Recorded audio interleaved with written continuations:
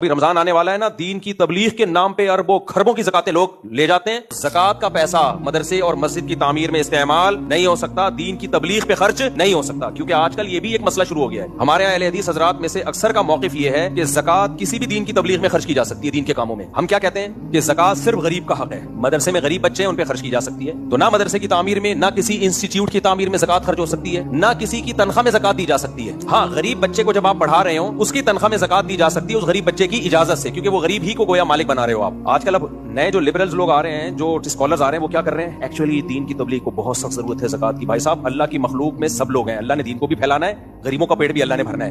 ان کے پیٹ سے نوالا چھین کے آپ سب دین کی تبلیغ پہ لگا دو. اب قرآن سنت سے کیا دلائل ہے؟